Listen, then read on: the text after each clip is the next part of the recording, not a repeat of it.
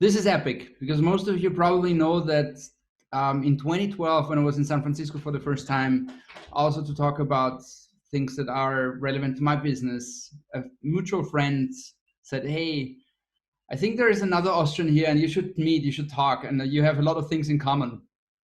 And connected me with Mario. And we met, and it was like, well, here's this friend, and she said we should meet. What should we talk about? And that's kind of how the conversation began. And then we did conferences together about, so we had this idea of helping Austria connect with Silicon Valley in a different way than it did before, in a more efficient way in terms of not spooling through quantity of people, but actually giving them impactful experiences. And we did design innovation conferences. It was called Spirit Vienna in 2014, I think it was. And that was also the year when we decided to experiment with formats. And in August 2014, we did the first Silicon Valley Inspiration Tour together. And that was a beautiful journey that we had together. And then Mario is still running programs. We're still doing things together. But then he decided that he found a sweet spot in his life, a passion, and that's mixing up industries and freaking them out and being cheeky and telling them things they want to hear and being the fast and also being okay with being the bad guy, not being loved by anyone. But that's okay because he's just gearing up with information. When one industry is pissed off enough, then he just goes to the next one and tells them where their journey is going.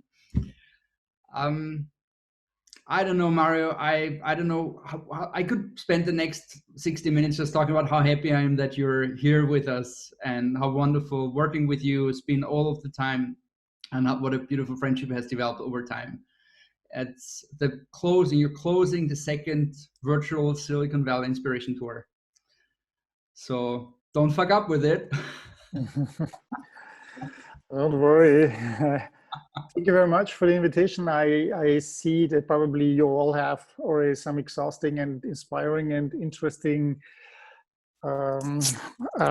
presentations that you heard. I've decided to bring a hat with me. I bought it in El Paso in Texas some time ago. I always wanted to have a hat. It's not a Stetson. It's a different. It's called Justin, the brand. So I have it here. Yeah. I've been living in the Silicon Valley for now almost 19 years. Came there in 2001, 2 weeks after September 11. I'm originally from Vienna, Austria, studied there, was born there, raised there, worked then for 15 years at SAP, starting 98 in Heidelberg, the headquarters in Waldorf, and moved then in 2001 to Palo Alto SAP Labs. There worked as a software developer, software development manager, innovation strategist. But I'm not a software developer, actually. I didn't learn that. This was something that I learned on my Commodore 64. I'm actually a chemical engineer. And in the last years, I've written quite a number of books, and my latest book is called Wenn Affen von Affen lernen. It's in German. When monkeys teach monkeys, so to speak, about artificial intelligence. And this is what I wanted to talk about. I have some other books too about Silicon Valley. That's how I talk about it, about the automotive industry. And I'm looking at my next book that I'm working at. Perfect. Looking at my next book that I'm working at is Future Angst, which is about how we can change our mindset in Germany, Austria, and Switzerland to learn from the Silicon Valley and basically adopt these technologies and become also a driver in those technologies. And there's a lot about behaviors that people have. But I wanted to share with you today something about when monkeys teach monkeys and artificial intelligence, how artificial intelligence makes us more human. Mario, yeah? I think the beard is irritating the microphone. The beard is irritating. So you can hear me well enough? Now it's better, yes. Yeah, okay, I'm never sure because sometimes I'm hearing that. I'm getting different types of feedback. I'm trying to share my screen. Give me a second. Niki, musst du mich zum, do you have to make me? No, you shouldn't. You do not need. Actually, sharing screen should be easy, but I can also make you co-host. I'm trying to find. And then you should be able to you have all the privileges that I have. And then it's also, I think it's Command Shift S.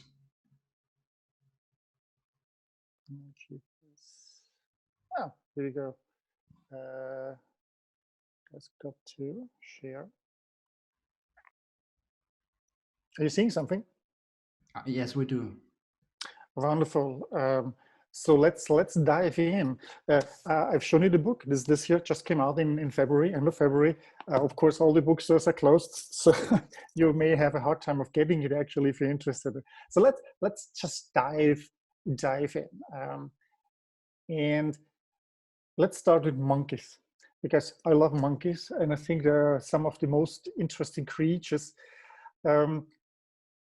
We as humans always try to distinguish, or still try to distinguish us from animals and everything else. And we had a lot of different, criteria, what makes us as humans different from animals. And one of the things was tool usage, yeah. Because we're the only ones, who get, pencils and hammers and pliers and all these different things. But then in the 1950s, Jane Goodall started studying chimpanzees, and she realized that they're using tools. Believe it or not, they took, for example, sticks that they poked into termite hills and tried to get them out. So they were using tools. In the meantime, we know that a lot of animals actually are using tools. We see that with fish, with birds, with other monkeys, with other primates. They're using tools in order to get work solved. Now, her mentor back then said, Jane, either you've made a big mistake here, yeah, and from a scientific perspective, you're doing really a bad job, and I have to basically downgrade you in your ratings, or you're just rewriting human history, because we are just, either we have to make monkeys human, yeah, or we are becoming just nothing else than monkeys again. So this was one thing. Now, here's an example of the macaque. Macaques. This is a certain primate type that lives in, amongst other regions in Japan. And scientists have been researching them for now over 80 years. And one day they gave one of these, they gave them sweet potatoes as a treat. And first they started taking the potato and wiping off the dust from them and then eating them. Now, a young female monkey had the idea to just dip it into water and wash it like this and bite into that. Within a few years, almost 80% of the population, of this macaque population, did that. They also washed their thing. Here's a video of how you can see that. Yeah, and the same monkey realized that when she's dipping the potato into the ocean water, it tastes salty. So she has basically fried potatoes, yeah, that fries that she can eat like this. And also the other monkeys learned about that. So here we see her doing that in the ocean water. So this is kind of monkeys learn from monkeys. Can you actually hear the sound of the video? Is there something that's transmitted as well? No? Okay, it's not important. It was just ocean waves and so on. Then chimpanzees, for example, do the same. They are they're taking a bigger stick and poke that into the termite hill, and then they put a little leaf in there where the angry termites then bite into this leaf, and then the chimpanzee can pull it out and then eat the tasty termites. And often females are doing that with the babies that are basically holding to their back and basically looking around the corner what the mom is doing and then learning it from them as well. So they're learning from behaviors from each other. Now in 1971, on July 4th, in San Francisco, there was a gorilla baby born. She was called Fireworks Child. And Fireworks Child, because July 4th is American national holiday where they do all the fireworks, the only time of the year where they have fireworks across the US. And so they called her Fireworks Child. At the same time, in Stanford was a psychology student. She was studying her PhD, and she wanted to first work with children, but then realized that's a little bit more difficult with the parents' agreement and consent and so on. So visiting the San Francisco Zoo, she saw that monkey baby and talked to the director if she could basically borrow her for psychological studies. And after some back and forth, and she finally was able to get hold of her, and the director said, you have to keep her for at least 4 years. And all of these 4 years became 47 years.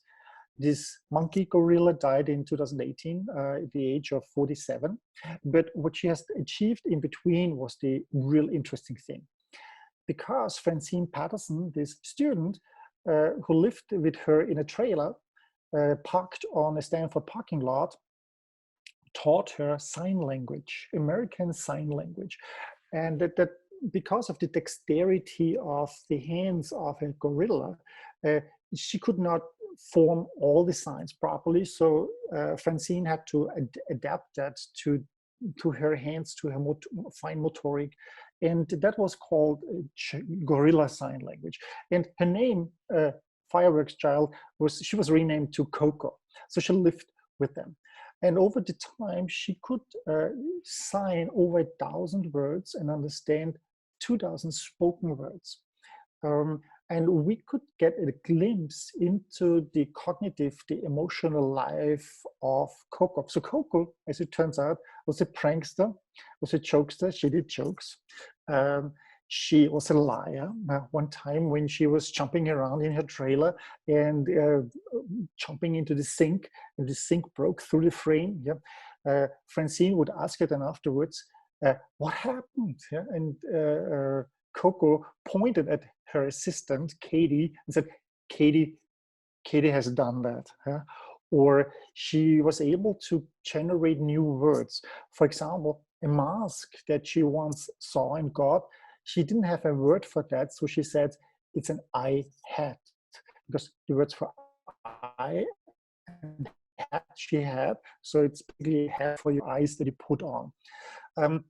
She also wanted always cats. That's why here's a picture with a cat. She was absolutely mesmerized by a book about kitties, and when she got for Christmas a plush toy kitty, she was super disappointed, and so they gave her real kitties. And because she had never children, she would be hugging them and caring for them. And that was her big pleasure. For us, the question is, what did we do with her? Because she realized she was living in a situation that was not like a normal thing. She knew other gorillas, but that she was with humans. And when the ones gave her, so I show you a video before I'm telling that. Here's a video of her doing sign language. This is Francine on the right side and doing this signing.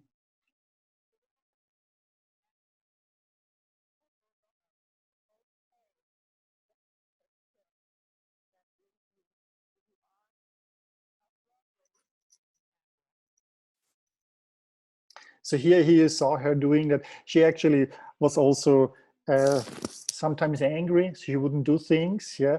So she knew certain words of how to do, like drinking would be something like this. Yeah.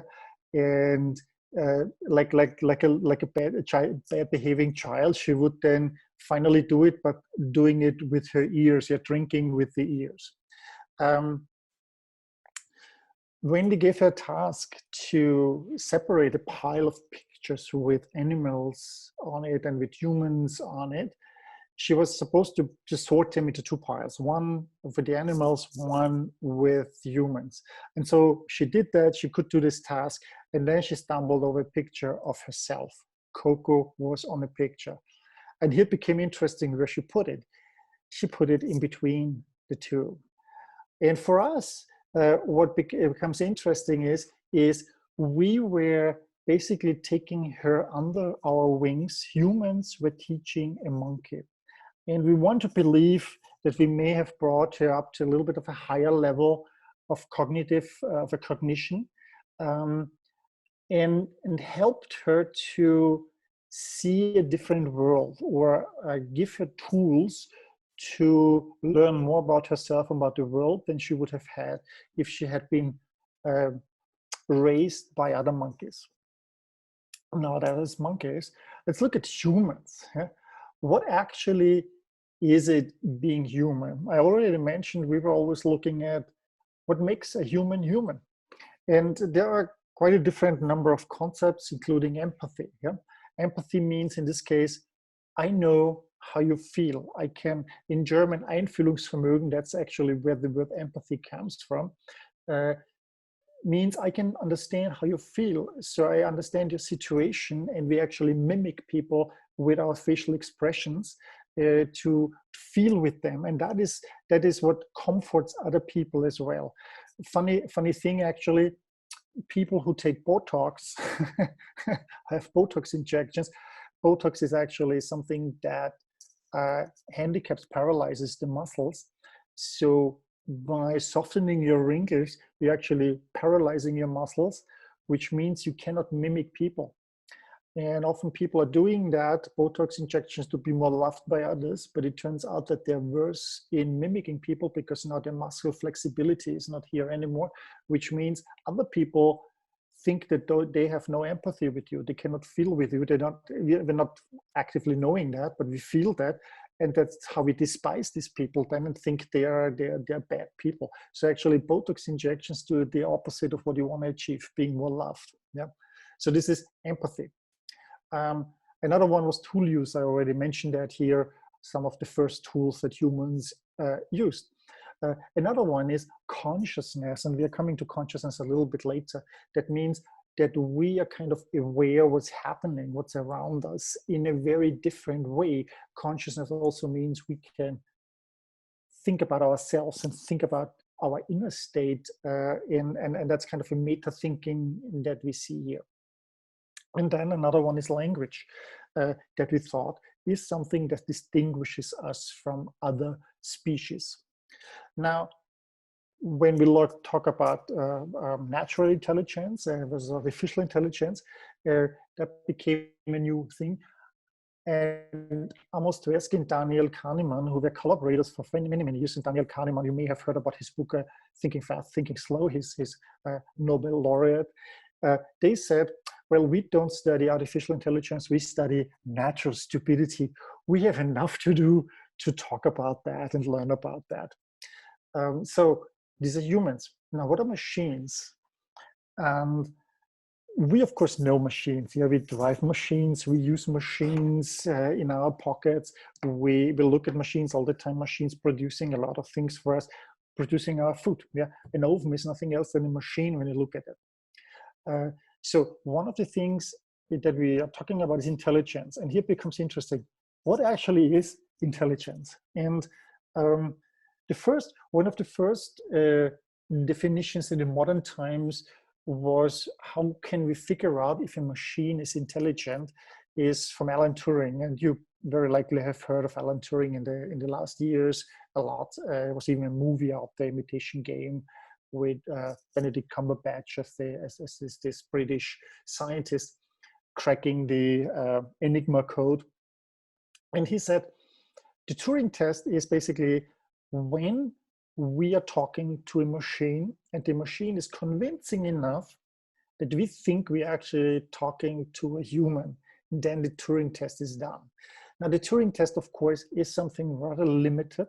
It is something where you're not talking through voice with that, but through text messages. And you try to engage this in a conversation. And the jury members, the judges, the human judges, don't know if they're talking to a machine or to somebody else. So far, the Turing test has not been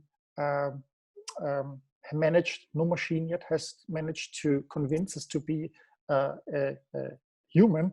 But in the end, there's a lot of criticism on this test because there's not objective criteria. It's basically up to the judges, how they feel and so on.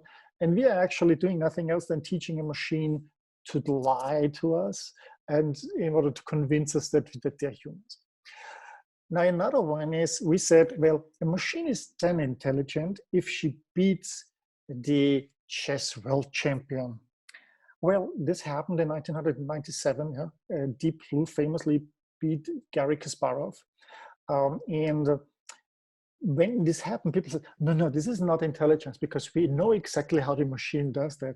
The machine did it by using brute force, a huge database, and because of her computation speed that this machine has, she can be much faster in doing these things. So this is not really intelligence how we would understand it. So basically, with each milestone that we achieve, we raise the bar of what intelligence actually is. That means we redefine intelligence. And so we said, well, a machine is only then intelligent if she beats the Go champion. Yeah, and that happened a few years ago. Eliza in South Korea, the world champion in Go, was beaten by AlphaGo, a Go machine that was created by Google. Google bought that company, the British company. Now, there's a difference between chess. Why this is a significant achievement? There's a difference between chess and between Go. Chess is a game that's highly complex, has more complex moves, but in the end, it becomes easier with every move because figures are getting taken down from the board, from the game board. Yeah, while Go is a different one. It becomes, with every move, with every stone being added on the board, it becomes more complex. So the permutations are increasing so much that they say there are more moves possible than there are atoms in the universe. And you cannot use brute force. You have to use a concept, something like we would call for humans intuition. What happened here is in the second game, in a move number 37, there happened something like that the computer made a move. If it were done by a human, we would call it intuition. But does a machine have intuition? This move was so startling for the spectators and for Lisa Idol that he had to take a timeout because everyone was looking at what just happened. Yeah. So when you hear a reference of move number 37, you realize, oh my God, that is the game. This person is a nerd, a Go nerd. So in the end, this was also the Sputnik moment for China, because in the Asian world, Go is a very, very popular game. And China understood that artificial intelligence is something that they need to or want to lead. So they put it into their portfolio of technologies and industries that they want to dominate by 2030. So it was their kind of Sputnik moment. So Lee Sedol lost this game, one kind of new interest in this game because the computer showed him of how you can play Go in a very, very different way. People, the spectators, the observers would actually say it plays like an extraterrestrial. Now, with intelligence, what intelligence is, and the definition that we often hear is something like being able to master, to solve complex problems and plan for that and achieve them is a way we define intelligence. But Steve Wozniak, one of the co-founders of Apple, together with Steve Jobs, he gave a different definition. He said, a machine is then intelligent. We can consider it then intelligent when we give it the order to go to any house in the street, go through the door, find the coffee machine, and make us coffee. Because it's a highly complex thing. Going into a house, going into the right department, finding the place where the coffee machine is or whatever machine is preparing it for you, finding the coffee, finding the ingredients, doing it, making the milk, all this kind of stuff. And when a machine can perform those complex movements and thinkings, then it is truly intelligent. I'm from Vienna. I love coffee. I love coffee houses. So I very much like this definition of intelligence. Which brings us now to artificial intelligence. So what actually is it, and what should we discuss about that? You may have heard of how AI kind of works, yeah, or may have heard concepts. It's basically based on neural networks that you feed with a lot of data, and at the end something comes out. And a neural network is modeled on the way our brain works. Our brain is composed of hundreds of billions of nodes. That means intersections between nerves, so to speak. And each node is represented now in a computer through a neural node, which is nothing else than basically an operation that's happening. You get input parameters, formulas executed, and there are output parameters. And then those output parameters are basically communicated to the next node. You see an image of that where you have multiple layers and several hundred nodes there. A different story is a different image for that is when you look at Stille Post, yeah, or Chinese whispers in English. You may have heard about it. You've played it as children, yeah, where you have a chain of 10 children, and the first one starts saying something, you're whispering something in the ear, and the child has to understand that, and then whispers in the next ear, and then the next, and when then the 10th child, the last child in this chain says what it heard, it is often a very different word from that what the original person, what the first child had said. Of course, that's a very funny thing. Now think of that it's not just a chain of 10 children, but it's a chain of 100 children and thousands of these chains. They were not just talking in one chain, but basically talking to all each other. That's a cacophony that we have here of things. And at the end, we have a result. And surprisingly, the result is often very accurate and precise. And that makes it very difficult to explain what is actually happening in there. So we are basically dumping data on such a neural network, and it gets basically worked up there and transformed in these nodes. And at the end comes out the result that makes sense, that is intelligent, that is true, or that has a high probability of having a good answer to that. And how and what exactly works in there is very difficult to understand for us. So we probably have built the first time in our history, in human history, a machine that we don't understand anymore. And here it becomes interesting because we have to figure out a way of how to make it explainable so that we understand what's happening in there. Because if there is a decision done based on what such a machine said or figure out, and this is a wrong decision and somebody's harmed, we want to understand what happened here. And that's why we have to find explainability on that. And that's not a trivial task to do, because it may be limiting us actually in using the full potential of this technology. It is like I was sitting with my goldfish reading Shakespeare to the goldfish. I would never have a chance to tell him about Shakespeare, explain to him. And if I had to dump down Shakespeare from a goldfish to understand Shakespeare, there would be no Shakespeare anymore. Yeah.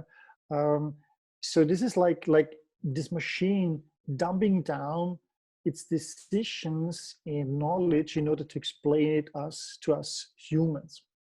And that makes it so challenging and difficult, this whole thing. Let's take a look at the video. What do we have here? I show you a practical application of neural networks.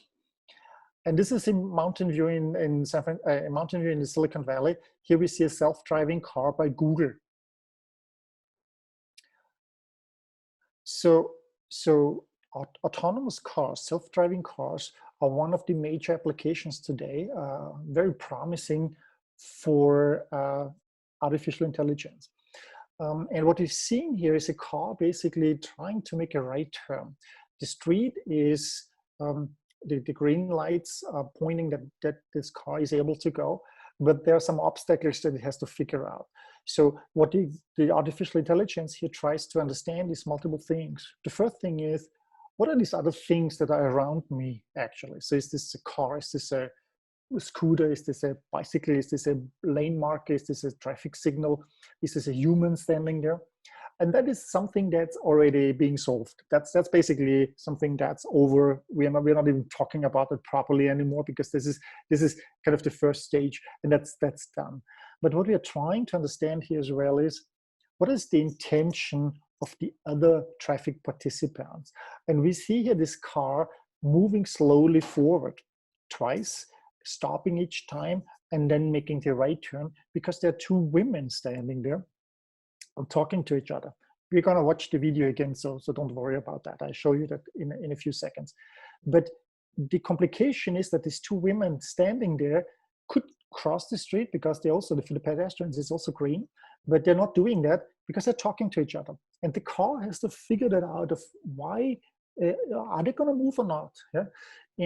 And the way such a car figures that out is, on the one side, by seeing a person move or an object move, and then extrapolating the trajectory and figuring out, okay, this person is going to cross the street. Or by looking at, does this person look at me? Yeah. So when you walk over the walkway, you see often the driver, the car approaching, and then you look at the driver sees you, yeah, stops, and you basically communicated without talking to each other, without really using voice. You just looked at each other. The car tries to do the same. It looks at your face. You may not see a face in there because there's maybe nobody sitting in the car. Yeah? So that's the challenge now with self-driving cars. But the car looks at you with its cameras. And as soon as it sees your face, it tries to assume or tries to understand that could mean you're talking to me, you're communicating with me, you're giving me an indication for what you want to do. So I'll try to anticipate what you want to do and stop because of that and give you the time. Now there are two women, and the one woman is standing basically with the head to the back of the car. So the camera sees only the back of the head. That means she's definitely not communicating with me. She's not even seeing me. But the other woman is standing the opposite side, yeah, and talking to this other woman. So the face is directly looking at the camera of the car. And now the car has to understand, is she talking to me or is she talking to somebody else? That's why it is moving forward, slowly stopping, moving forward again, stopping, and then it makes a turn, because then it decided, no, they're not moving, they're standing there, I can safely make a right turn. Let's take a look again at this video. So it's moving forward, stopping. There you see the two ladies standing. It's inching forward again, stopping, and now it decides to go.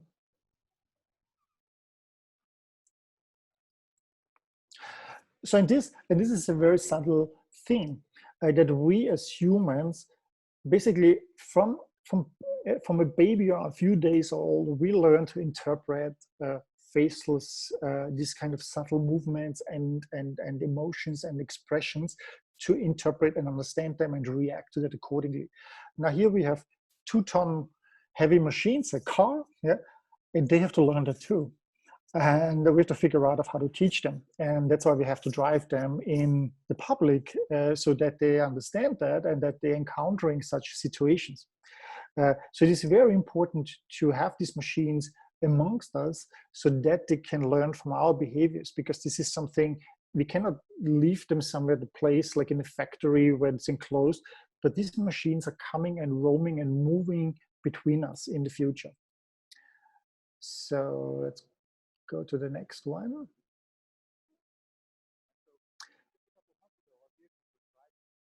So here's an example of a vehicle, of such an autonomous car, where you see a woman suddenly in an electric wheelchair driving in the middle of a road, chasing a duck.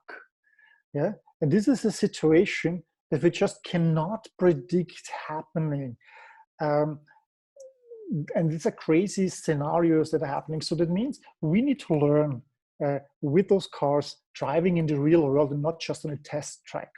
And that's why it becomes important that artificial intelligence and in such an embodiment like a self-driving car or in a robot has to move between us, of course, with the coding safety measures, so that this happens, so that nothing is going to happen. Now, this of course raises ethical questions. So what is if now such a machine has to make a decision to hit us or not, or kill somebody or harm somebody? And what often comes up with artificial intelligence, and especially in the self-driving car space, is the trolley problem. Because we are talking about what if it kills somebody, or if it has to make a decision between between two bad outcomes, which one should it choose? And one of those examples is a psychology experiment, a thought experiment that's coming already from the 40s and 50s, which is a trolley problem. The trolley problem says, let's assume we have a cable car, a trolley, yeah, and that's on a hill, think San Francisco, and somehow it starts rolling and there's nobody on it. And if it continues rolling, it's gonna hit 5 people, workers that are there. And I'm standing there and the workers are way too far away. I cannot yell at them, they wouldn't hear me. But I'm at a switch track. So there's a lever for switching the tracks. So I could redirect it in another direction. But unfortunately, on this alternative track, there's also one worker standing there, and I have also no opportunity to call this person and warn that person. So the question is, would you change the switch? Would you move the lever and basically go from killing 5 people to killing 1 person? And that's an ethical question. There's no other possibility to solve it. And people tend to not switch the track, because as soon as you use the lever to switch the track, you are responsible for killing 1 person. If you're not doing anything, you're not responsible for the death of 5 people. Now, there are quite a number of variations on that, where you see where people would do something, depending also, I have a stick standing on a bridge, and a fat guy comes by, and I could have this fat guy stumble over that stick so that he falls in front of this trolley and gets killed, and stops it. Then I would have not directly killed the person, the fat guy, but he would have stumbled over something indirectly that I had put there, right? Now, the question here is, for self-driving cars, how would you decide? Killing comes with speed, you cannot brake. Would you rather hit the grandma or the baby, yeah? Or hit the tree and kill the person in the car? And that is a difficult question, because there's also not really a solution. Question is, you could think and say, utilitarian reason, yeah, well, the grandma already lived long enough, she has not much going on in her life anymore, but the baby may have already, so let's kill the grandma. But what if the grandma is somebody like J.K. Rowling's, writing her first bestseller like Harry Potter, making hundreds of millions of people happy and earning as much money, while the baby is already, very, very sick, is actually not going to live another 6 months anymore, and would cost, the treatment would cost just another 5 million. How would I use the situation here? Yeah? Or what if I had 2 guys left and right, which one should I kill? The one is a father of 3 children, the other one is a father of 2 children. How would I evaluate that? Would I actually put a facial recognition software on that car to decide of who is that, upload a database of 500 million Europeans on that, and then make the decision based on that of who adds most value to the society or not? And you see already, these are things are coming in where it becomes very difficult to answer that. And we realize that with ethical questions, we have not had any discussion on that and never had any solutions for that. We basically kind of meandered through those things. We did not really, we cheated ourselves through those situations and never found answers. In fact, the question actually here is a very wrong one. Yeah, the question is always, whom should I kill? And that's a very wrong question, because the real question should be, how can I avoid to kill anyone? And that should be our main focus on that. Also, when you look at how often does this actually happen, probably all of you have a driver's license, right? Have you been driving cars for 10, 20, 30 years? Did you learn at your driving lessons how to make a decision whom to kill? Yeah, grandma or the baby, or the left guy or the right guy? You never trained for that, right? It was not a question on the exam sheet, right? That is a case that is so rare, it never happens. You never were probably in the situations in your past 20 or 30 years of driving that you see how irrelevant such a question actually is, and that there are more interesting ethical questions than this one. But this one is, And I don't need to know on what continent I am. The first question gives it away. When this question comes, I know I'm in Europe, yeah, because they're always talking about that, while it's totally irrelevant. But it's a super sexy, very interesting, intellectually challenging question, of course. So I like that too. But what is a way more interesting question, for example, is how much distance should I keep from a bicyclist as an AI driven autonomous car? Is it 1 meter, 2 meter, or 3 meter when I pass a bicyclist? Yeah, bicyclist, could quickly move over and I hit him. So give him more distance. Yeah. So if it's 1 meter, it's maybe 6% probability that I hit them. If it's 2 meters, it's only 4%. And if I am far, like 3 meters passing by, it's only 2%. So of course I want to do the safest one. But having a distance of 3 meters to the bicyclist means also I'm in opposite traffic.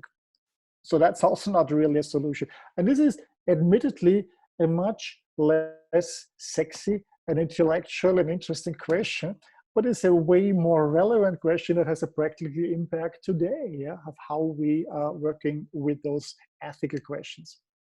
Now, ethical questions, what we ought to do is something that has been occupying us already for centuries or millennia. So and here is a picture of the Greek god Hephaestus. He was the god of smithing. So basically, he was the only Greek god who broke out a sweat because he was working, he was creating all these things. Yeah, he was a smith. You would call him in modern language the god of innovation. He was the Greek innovation god, so to speak. And as you can see here also, there was another thing. He apparently was handicapped because he's always often depicted in a wheelchair like you see here. Now what he did is he created, among others, the Talos. He was a giant made out of bronze, and he was created in order to protect the island of Crete. So whenever there was a ship coming that was a friend, he would let it in. But if he saw a ship coming that was an enemy, he would take a rock, a boulder, and toss it at the ship in order to sink it.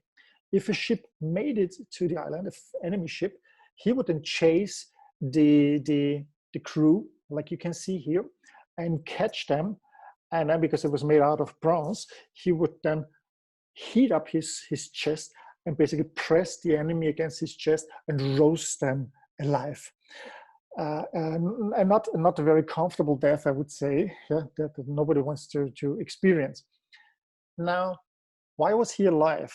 And here's the thing: gods have a certain blood that's called ichor. Ichor, the blood, the god's blood, is normally coming because they're eating a certain kind of food only, and that is a blue blood. But when you take ichor and put it into a thing that was created and not born, like this Talos, this robot, and you put it in there, this object becomes alive. So that's how Talos became alive. So now we come to Jason and the Argonauts, Jason und die Argonauten. Because during an emergency, they had to land on Crete. And Talos did not recognize them, so he assumed they are enemies and started attacking them. Now, Jason, famously, his wife was Medea. She's often kind of depicted as a witch, as a more an evil person. In fact, she probably was the first hacker of the world, because she figured out of how Talos operates and works. She saw at his heel there was a little closure. This is where basically the ichor was closed. So, and she figured out that he actually wanted to become real human, like immortal. He wanted to be immortal, of course, like a god, but he wanted to be human and not just a bronze kind of thing. And it's like Pinocchio. Pinocchio wanted to become a real boy. So she realized that, and she also said she could help him become that. She has the power to do that, but he has to let them approach his heel so that they can look at that closure. And while he gave them access, she pulled out that closure, or she opened that up, and the itcher basically left his body, and in this moment he died. Now the ethical question here was more that Talos did not distinguish, could not understand the context between friends and foes. He was purely programmed out good versus bad, but he could not understand somebody that had an emergency coming there. The context of that is not an enemy necessarily, and that is something that he was missing. And this is something that comes all over the places in legends, in tales, where you have to distinguish such situation and judging on that by looking at the context. One of the last examples was RoboCop, the movie, yeah, but there are also these black knights in medieval stories, and you see that in Hindu stories, etc. So this is where ethical questions are coming up. So this is the depiction of Talos dying in this moment where his closure is being taken out and itcher is running out of his body. So we see already there are quite a number of questions that were coming up there. And now let's take a look at some of the things where we've talked about what makes us human. So the question is here really, again, like we had already tool use as something that we thought is distinguishing us from animals. Now let's take a look at those things that I had mentioned before, like empathy, emotions, consciousness, creativity, language. Are those things that are really making us human, or could a machine also accomplish that? Let's start with empathy. Empathy is basically the capability to feel how others feel and understand the situation. And that is what helps us also to connect with others. Now, I hear often from doctors, if you have an artificial intelligence that examines you, yeah, they will replace doctors, and they say, no, patients want human connection. They want to basically hear from us. Now, I give you Eliza.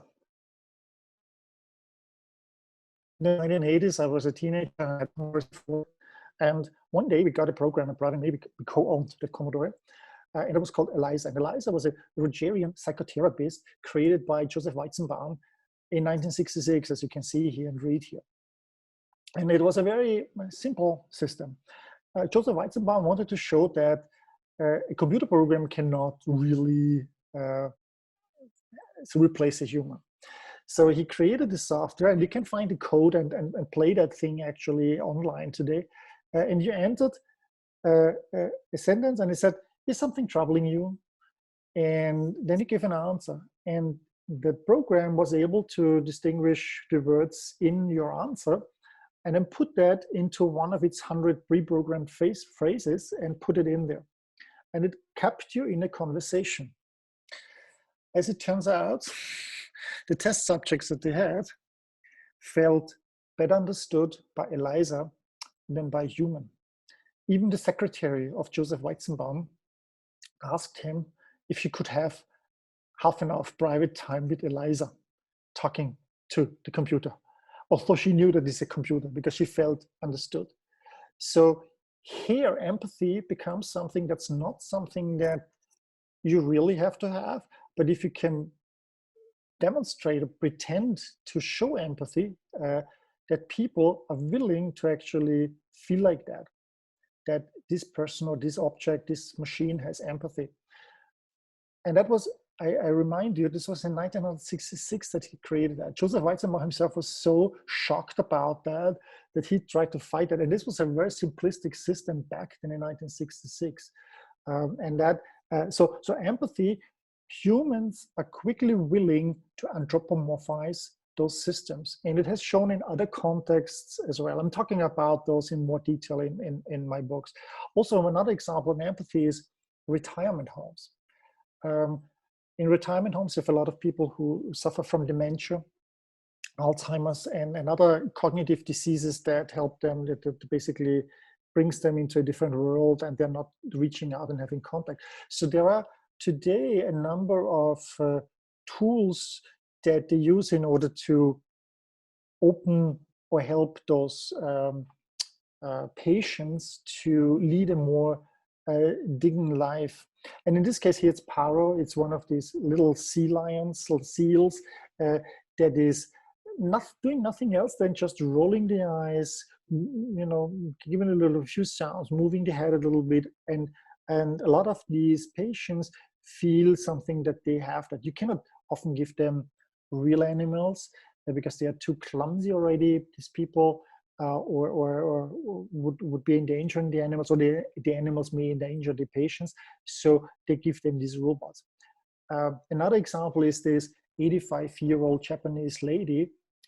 She was brought to the retirement home, and she would completely withdraw. She would sit in the corner like a gray mouse and not interact with anyone and make herself.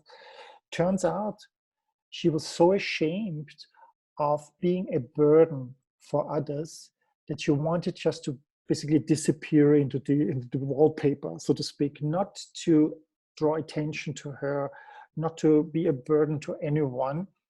And the caretakers tried to communicate and help her and interest her for stuff, but she wouldn't do that. Until they brought this robot. You see this robot here, this little robot. It's a little stupid robot, just preloaded with some music, with songs from her childhood, yeah, and having a few sentences that it can converse. It's not really a big conversationalist, the thing.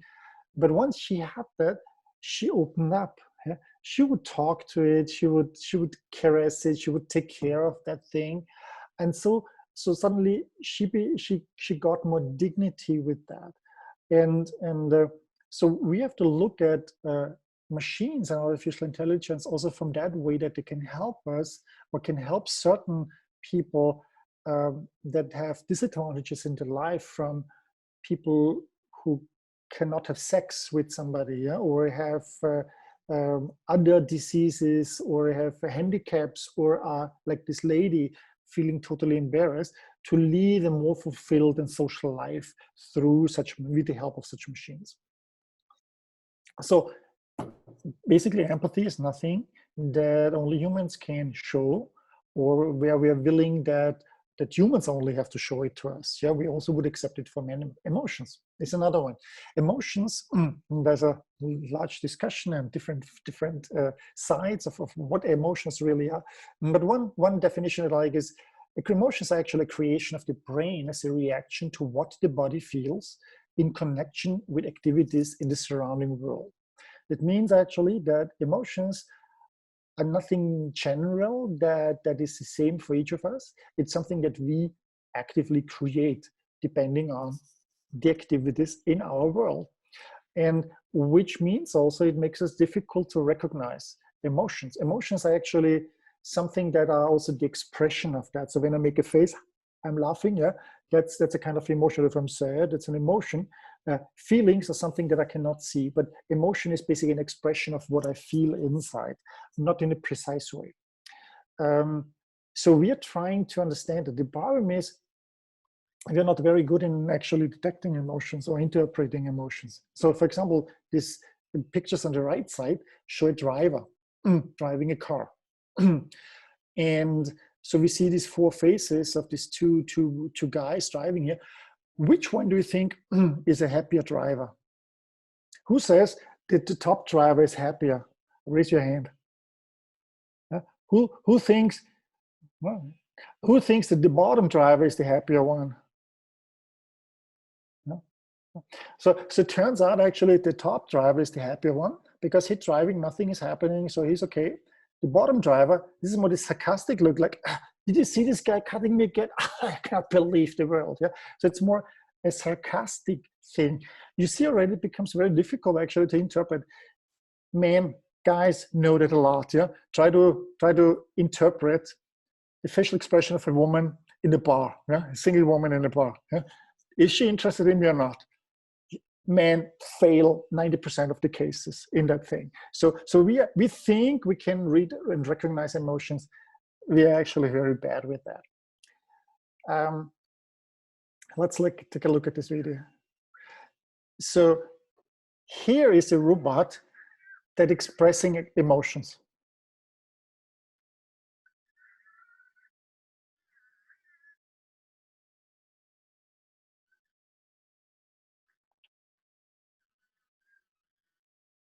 So he lost this game now, yeah. And now he's winning and celebrating. Yeah. So you see here already, we're not just talking about should robots recognize emotions from humans, but should robots have emotions, or at least show emotions? And that question is valid. So with this robot here, for example, this is something for kids, it's a game, and this robot is very expressive in what he's feeling. and if you have ever played with a 5-year-old a game, you know what happens if they are losing. They're getting totally upset about that. So you have to let them win. In this case, the makers of this robot have overheard 5 or 6-year-olds saying, "Oh no, he's gonna get angry. Let him win." Yeah. So basically, robots with emotions is something that we have to consider from other perspectives, because we tend to help objects that have emotions. Imagine a dishwashing robot, a robot that fills in plates in a dishwasher. And if this robot goes and puts the next plate in there, but it's already full, and it keeps doing that and keeps doing that and not stopping, it's a stupid robot. But if it goes there, does it 3 times, getting frustrated because it cannot do that, showing emotions like this, we humans tend to help this robot, yeah? Because this robot is now frustrated and we help them. And that is why robots should actually have emotions, or should display emotions, in order that we can better interact with them and can help them. And one example of that, where this is already happening, is a so-called delivery robot in Berkeley. There's a company called KiwiBot. And this is basically a cooling box on wheels with a large antenna, which is nothing else like you have in bicycles for kids, so that is seen everywhere. And it drives on the sidewalks. And a friend of mine told me, who like, "Oh yeah, the last time I saw it, and somebody hit it and it fell over." So with the car didn't see that crawling over the side over the crosswalk, hit it, it fell over, and it was laying. It looked so sad because it also has a face, a digital display on the front with a sad face then. And everyone ran out there and helped it and put it up, and then it continued going. And the CEO of KiwiBot, who was asked, he's always asked about, he said in a talk that I saw in Berkeley, he said, "I often get the question is, do you have people that are, putting those robots back up on their feet if they're getting hit or falling over somewhere?" And said, "No, we don't have a single person doing that. No employee is doing that, because people there in the neighborhood that see that robot falling over become so sad that this robot fell, that they run and help it up so that it can continue rolling." And that is also because the face on it, because it shows emotions. So we tend to anthropomorphize all these things. You can actually make a test. Yeah? Have you ever deleted an app on your phone? So when you go and delete that, and you see of how they're all shaking, yeah, all the icons that are shaking, and delete one, are they shaking because they are afraid of being deleted? Just think about that. Yeah? What would it mean in order to have this real emotion, this real feeling there? Yeah? Now, consciousness. We consider ourselves conscious. And consciousness is the broadest sense of the experience of mental states and processes. It means, on the one side, we are aware of things happening around us, but it also means we are knowing about our inner state. When we are unconscious, like under anesthesia, yeah, or if you're knocked out, we are not conscious. When we are sleeping, we may not be conscious. But it has puzzled people and scientists and poets for many centuries what consciousness actually is. And the question is now, can machines become conscious? Can a neural network become conscious? is this something natural that always happens? Is this something emergent that happens with a certain number of, I don't know, brain nodes? Is the internet conscious? Or is any physical object, is this pen here conscious and we don't even know that and treat it wrongly? The interesting thing is,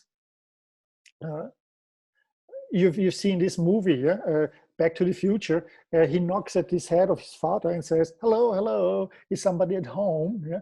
And we know what it means. Is somebody at home? Is there some brain? Is there some intelligent person? Is there some consciousness in there?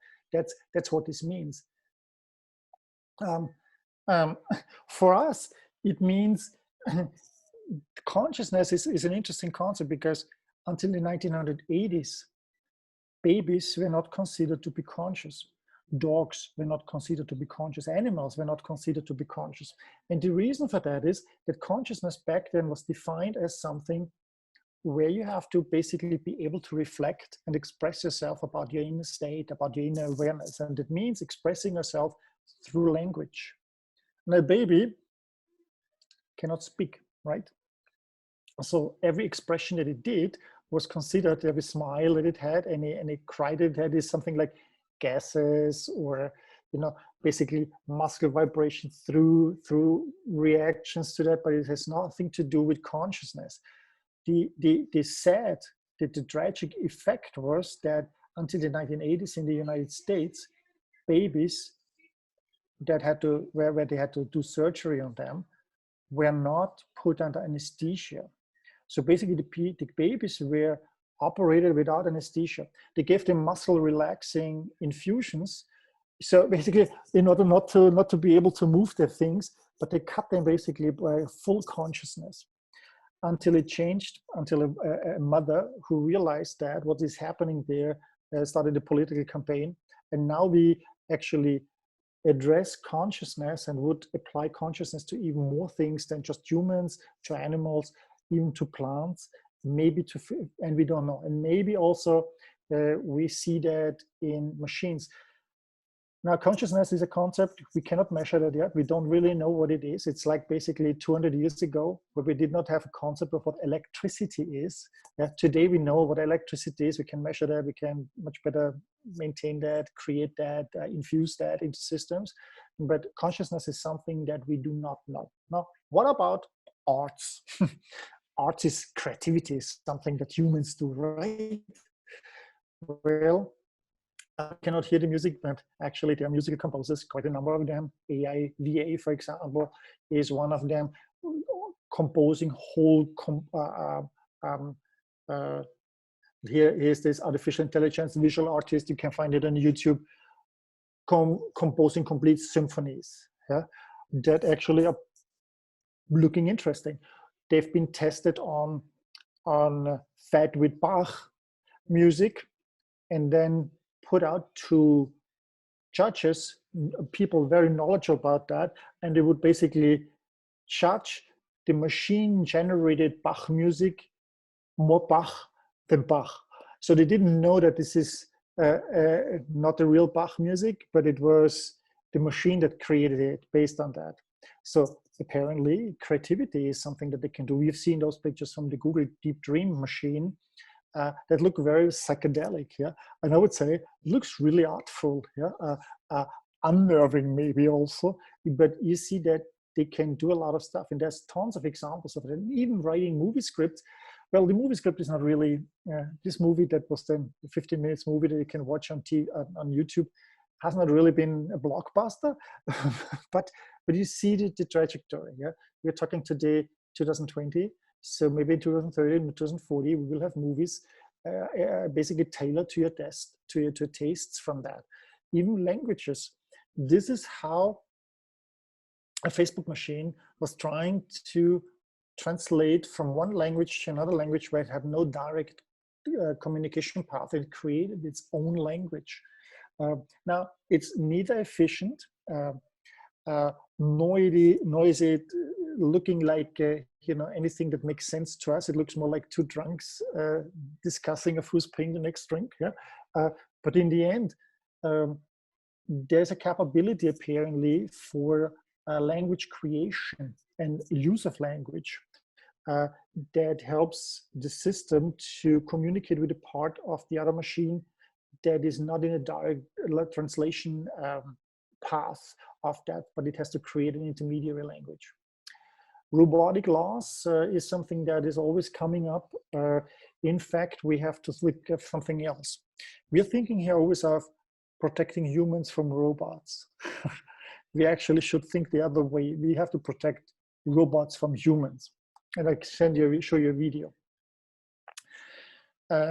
Here's a robot patrolling in a shopping mall, and people approach it and interact with it. But then there are these little humanoids, or we call them children, are coming, and they tend to abuse them. So these kids are coming, they're blocking it, stopping it, in even beating it and breaking off stuff, as you can see here. And this happens pretty often. So your little angels are actually pretty violent sentient beings.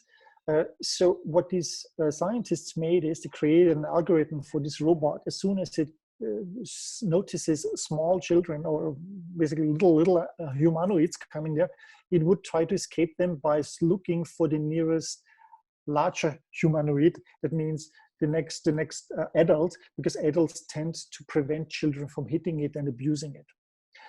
And so we actually have in the European Union already first draft for robot laws that protect robots from being abused and being killed. The question for us is also here, ethical question.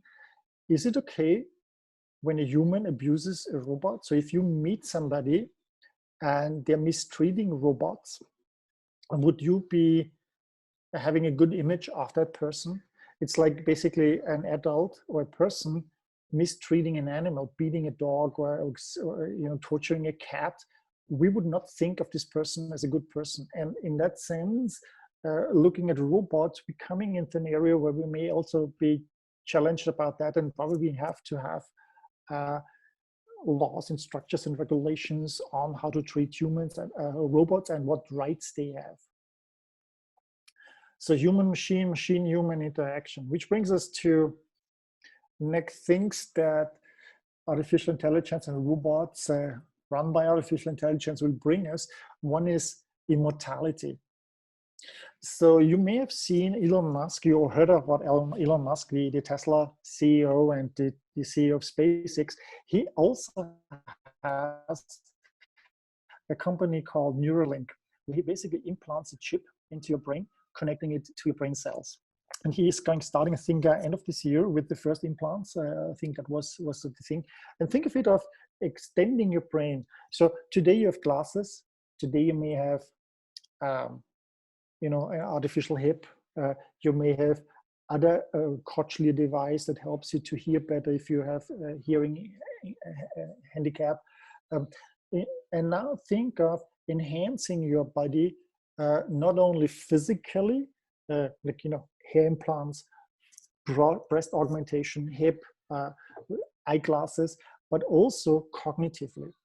That is the first stage that we see. And then imagine you could think quickly that you have basically access to the Wikipedia all the time. You don't have to pull out your phone. You can use it for other tasks.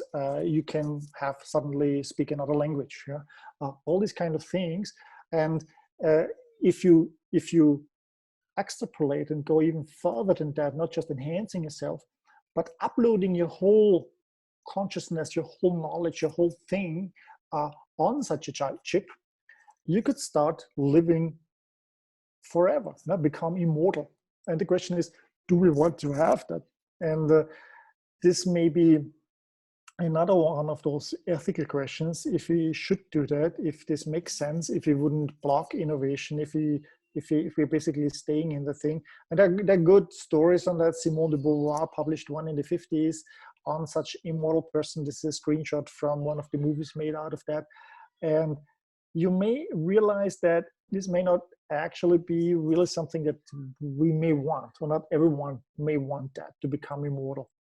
Now, we've heard about monkeys teaching monkeys, and then humans teaching monkeys. And when we are talking to each other, when I give this presentation, when you read a book, when somebody is in a conference, is basically monkeys teaching monkeys, humans teaching humans. Now we have taught a monkey sign language. Imagine if such a machine, such an AI, takes us under our wings and is always accessible for us and teaches us in the style that we prefer, that we're learning best, and can tailor knowledge in the best way to us. What would this mean for us humans? We had here Francine Patterson teaching a monkey. Now imagine a robot teaching us, accompanying us our whole life, entire life, and teaching us what kind of cognitive level reserves could we open up for us and become better. Now, we're thinking today we have the best school systems in the world, and still we are failing a lot. We are failing a lot of kids because we have a teacher standing in front teaching the kids.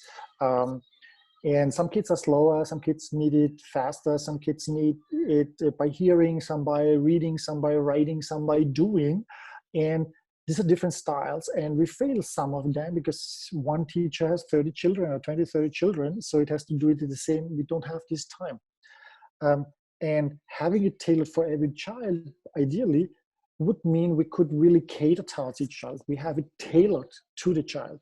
And not only that, in our regions of the world, but in those regions where kids do not have access to great teaching, suddenly we could have hundreds of millions of school children becoming better.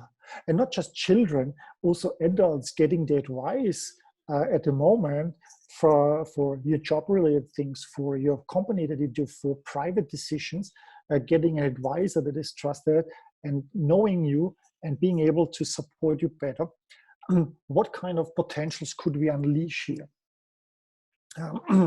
Another one is, for those of you who are religious, when we build machines that are smarter than us, the so-called superintelligence, does it mean that a god that, according to the scriptures, has created us, that God has failed because he created, or she created, or it created just us? Humans, and we know we are all full of mistakes and errors and quirks, and we created something that is super intelligent and much better than us and much more intelligent. Does it mean God failed because we created something that's more perfect than he could create or she could create? Or would it mean that we are gods then because we create something more perfect? So of course, these are philosophical questions going into the at least 50, 100 years ahead of us, because we don't even close to superintelligence. Or what about the use of praying robots? So here's one that was used, for example, in a church in Hamburg, the Protestant church. This robot is called Bless You Too, and it could give you the blessings in, I think, 15 different languages, including the local dialect. They're like Friesisch or whatever they have there. Yeah? So could this be something where we see the future going? Now, what is really human? And Picasso said, what is the use of robots? What's a computer good for? It just can give answers. And answers is something that is very, very cheap, right? Because I just Google it, right? I have an answer. That's a fraction of a second that I have the answer. So that becomes very easy. But the other question is, who is asking the questions, and what is a good question? Yeah? And asking a beautiful question is actually something very difficult. Not all questions are beautiful questions. The question of where we're going to have dinner tonight, is actually not really a question today in coronavirus times, because we're not going in any restaurant, right? But that's just a standard routine question. But a question that Albert Einstein asked about, how would it look like if we were riding on a light beam? Yeah, created a whole new discipline of science, and that question still occupies us. We have not found the answers. There is often not really an answer, but when I hear the question, I want to have this answer. I want to know it, and it creates and sparks new ideas. And that's a beautiful question. And the question is here, can machines ask such beautiful questions? And that maybe actually, we know that they can give answers, but they may not be able to ask questions like this at all, or at least for a very, very long time. And this actually may be the only reason why we humans exist, because we are asking those beautiful questions. And that is actually my book. So it just came out in February. I'm talking about, you got a little excerpt of all these things in German. I'm sorry for that. I have some of the topics I deal with on my website there, then always in English as well. So you can get it in any bookstore. And that is basically my talk about when monkeys teach monkeys. And here we open the floor for questions if you still have time for that. And I'm just taking away the screen sharing, so we're back to everyone on the screen. As you went, I wasted time with introduction. So you're good with time, and I wasted the time in the beginning. However, I asked the group if they're okay running over time, and Marion said I could listen forever. So that speaks from my heart. I really enjoy. I always enjoy it. You're a perfect storyteller. You have this amazing skill of bringing methodology and facts together with the same tone of voice that I never know as you go, am I in utopia or in reality right now? And it's probably something that's hard to grasp. Where are we right now? Are we in reality or in utopia? Perception is reality. Is that so? So thank you so much for this. I really enjoyed this, but I don't want to take away time from the others no more. Guys, would you like to challenge? How would you like to challenge Mario? Questions to ask. Floor is yours. I have a question to you. Would you raise your hand if somebody asked you, would you implement such a chip or not? Like a Neuralink, you mean, yeah? Mm-hmm. It's a good question. I think I would, yeah. And it sounds for us, you may be scared about it today, but you have basically already augmentations on you, yeah? Your headset that you wear is an augmentation. Your clothing is an augmentation.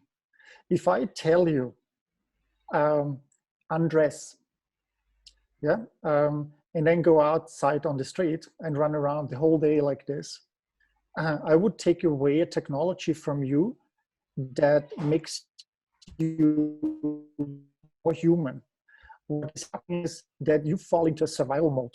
When you take away the augmentations that you have today, that you use today, you would first try, if you have no, if you're not talking about being ashamed that you run around naked, yeah, you would be unprotected from the elements, you would scratch yourself, you would have to go run barefoot on the street.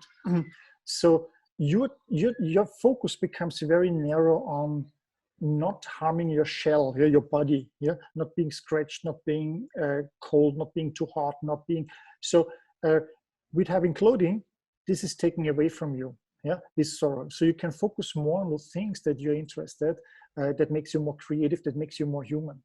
If you're not taking away, if you're adding new technologies that help you to focus even more, give you more time on thinking of that, you become more human. You're not taking care the whole day, 80% of your time, your living time to secure food, yeah, and secure shelter for you.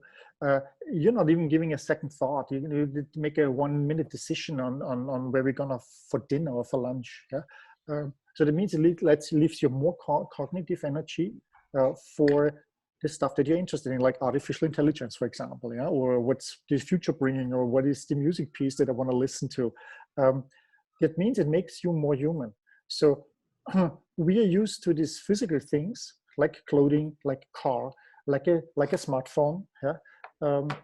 Now remember the first time you got a smartphone, or the first impressions of a smartphone or a cell phone generally was, this is like I'm imposter. I'm pretending to, you know, this is like the people who are showing off stuff. Yeah. Today, you could not imagine going out of your home without a smartphone. Now, this technology moves from your hand now into the brain, or in some under the skin, it is today something that seems preposterous, something that seems unnatural. I tell you, in 10 or 20 years, you have that and you cannot feel for that anymore, that this is such a feeling that you have today about that. Yeah? I remember in the 90s, a friend of mine, I knew both, it was a couple, they sent an announcement for baby, they did a baby, and they sent it via email. Now in the 90s, you sent the baby announcements with a card, basically, where you had a picture printed out and put in there and sent it. And we thought at this time in the early 90s, that's such a breach of etiquette. That's like, what were they thinking? Yeah. Today, when was the last time that you got a printed out picture of friends of you who had a baby? You cannot even remember that anymore, right? So our perception of that changes. So while I feel like you, well, isn't that a stark move to put a chip into your brain? Yeah, today, is this even ethically? This is the feeling today, so we have to overcome that because it seems unnatural. But in 20 years, we may all be chipped and have that and feel it completely. We may actually see people who don't have that as somehow kind of the weird people. Yeah? Today, somebody who has no smartphone or basically brags about, oh, I don't go on the internet. Yeah, I do not do that because it's like, okay, yeah, it's a weird person. Yeah. As right or as not right as they may be. Yeah, but you see. So would you do it? Would you chip it in? Maybe not the very first, but I would say it's the early majority. Early majority. Okay, good. I guess it's also kind of, I had the conversation with my friend today. It's like, are you willing to become a cyborg? And what's connotated with the word cyborg? Maybe we just have to give it a new name, because if we talk about enhancing my neural capacity, it sounds actually pretty cool. Like learning a language overnight, learning a skill overnight. We are already there. I talk about cyborgs, functional cyborgs. This is basically the first Neanderthal who put basically a piece of leather under his soles, and from that moment on, refused to walk out of the cave without that piece of leather on his foot. Became a cyborg. Clothing is functional cyborg. Now we have already things that get implanted in us. Yeah, we have artificial hips. We have drug that you take. Every shot that you got against measles is a technology that is in your body. This is a technology that we developed. So basically, you are already today a cyborg. We still see cyborg more in the sense of Terminator with an artificial eye and something like this. But we're long past that. For 200 years, basically, we have been doing that because vaccinations came up 200 years ago. So this is where we put stuff into our bodies that is artificial. And when you think even further, every food that we eat is artificial. Every grain that we grow, every animal that we raise has been something that we as humans transform, because we select that's the breeding of that. Yeah. So this is all artificial, and that is something that we are consuming. So we are basically already cyborgs in that sense, if you basically want to broaden that definition to that. So this is just a natural evolution of that. But still, of course, we are the first ones to probably see that. And for us, especially when you're older than 35, then this is not the natural way of things are done.